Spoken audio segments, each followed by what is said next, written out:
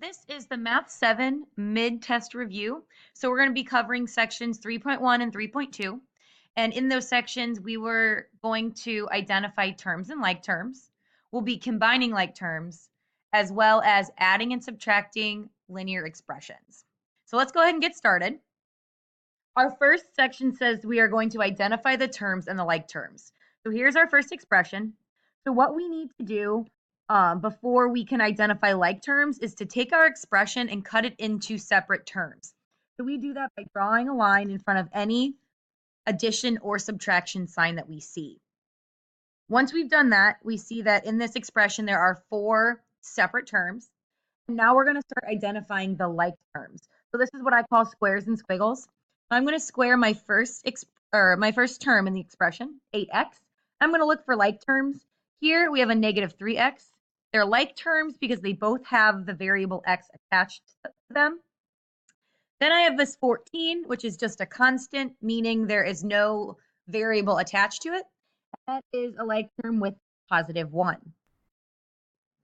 So now we have identified both terms and the like terms. So we're not combining anything yet together.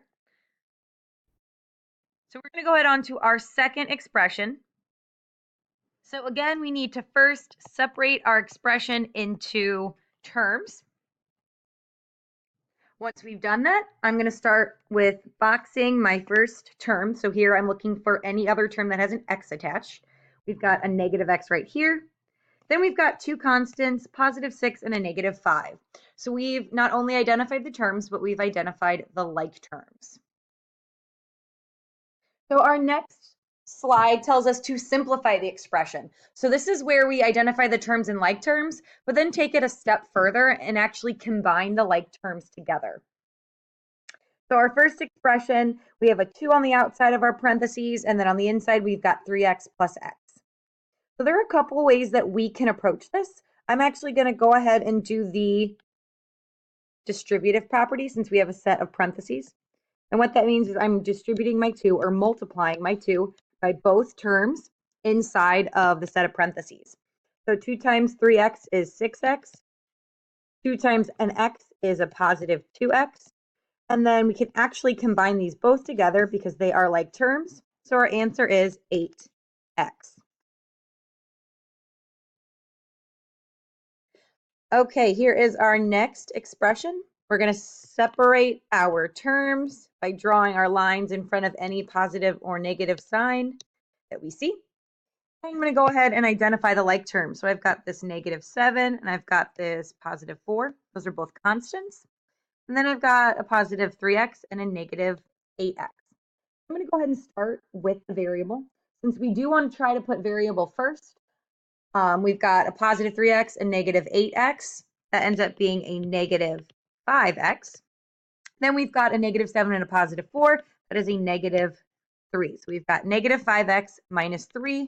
Or you guys could have put negative 5x plus a negative 3. Both of those are fine. They both mean the same thing. So either one is totally fine. Okay, we've got a couple more expressions to simplify. So again, I'm going to start with separating my terms. I'm then going to identify my like terms. So I'm going to box all of the terms that have x's, and then I'm going to put little squiggles underneath my constants. So here we've got 2x plus negative 3x plus a positive 3x. So I see these 3x's, they actually cancel each other out since one is positive, one is negative. We're left with just 2x. Then a 4 plus 2 is a positive 6. 2x plus 6. And our next example, again, separate your terms. Identify your like terms. So I'm putting squares around all of my x's again. Squiggles underneath my constants. I've got 7x plus 3x, which gives us 10x, minus 5x. So we're still left with a positive 5x. Positive 6 plus a negative 2, that gives us a positive 4. So 5x plus 4 is our answer to this one. Here we're going to find the sum. So this is adding 2 linear expressions. So when I look at my first expression here, s plus 12 in parentheses, plus my second expression 3s minus 8, there actually isn't anything that I can distribute, even though there are sets of parentheses. I'm actually going to rewrite this problem and drop my set of parentheses. Once I've done that, I'm actually going to separate my terms so I can identify the like terms. Now, I've got this singular s here. I'm actually going to add a 1 in front of it so I don't forget there's 1 there. And then I'm going to box a 3s, put little squiggles underneath my constants. So I've got 1s plus 3 more s's. That gives us 4s. 12 and a negative 8 gives us a positive 4. So our answer to this one here, when we find the sum of our two linear expressions, is 4s plus 4. Okay, here's our next one. Again, there's actually nothing we can do to distribute. So we're going to drop down our two expressions without any parentheses. Again, I'm going to separate my terms so I can identify the like terms. I'm going to put boxes around my t's, squiggles underneath my constants. So I've got 9 t's plus 3 more t's. We've got 12 t. And then a positive 5 plus a negative 6 gives us a negative 1. So 12t minus 1, or if you guys have 12t plus negative 1. Either one, again, is going to be fine. Okay, here are two more.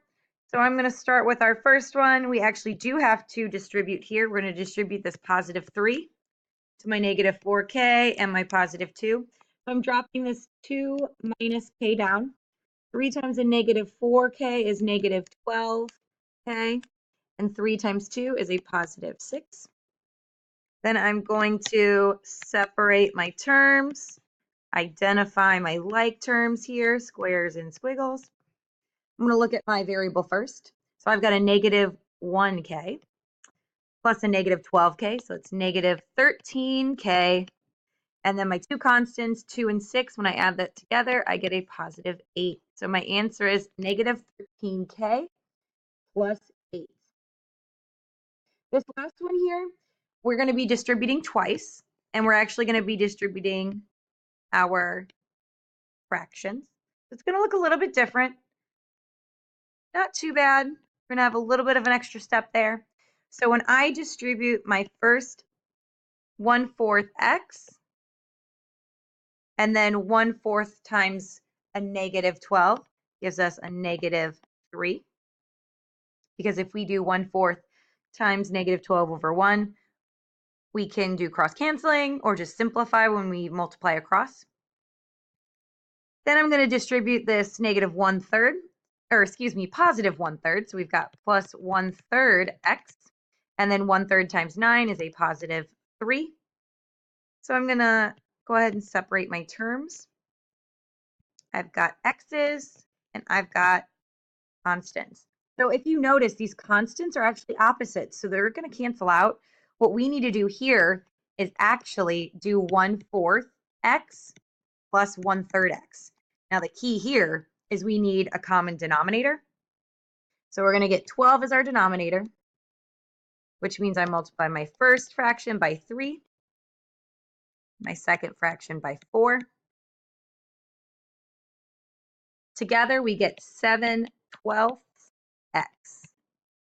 That should be our simplified answer there. Now we're going to go ahead and find the difference.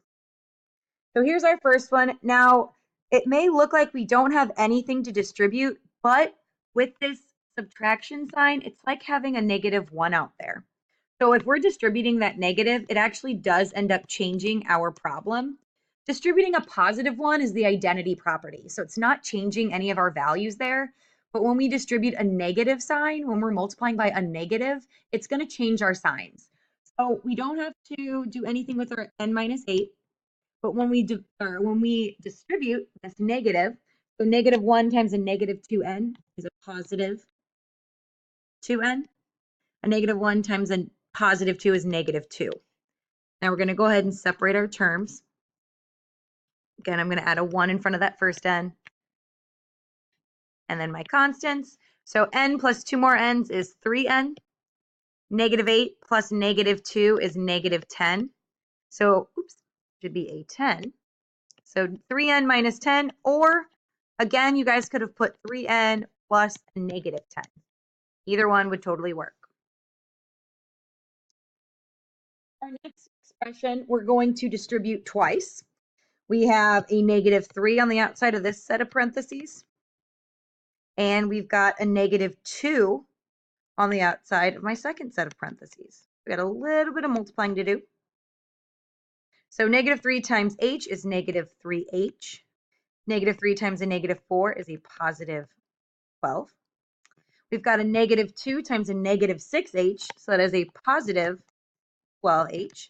And then a negative 2 times a positive 5, which is a negative 10. So now, again, we need to separate our expression into terms, and now we're going to identify the like terms. So my h's are going to get squares. My constants are going to get squiggles. So I've got negative 3h plus 12h. That gives us 9h. Positive 12 plus a negative 10 is a positive 2. So our answer here is 9h plus 2. That is actually our last problem. So feel free to rewatch any section you may need, look over graded homework, look over your notes from class. You can look at your notes on Google Classroom as well, and good luck studying.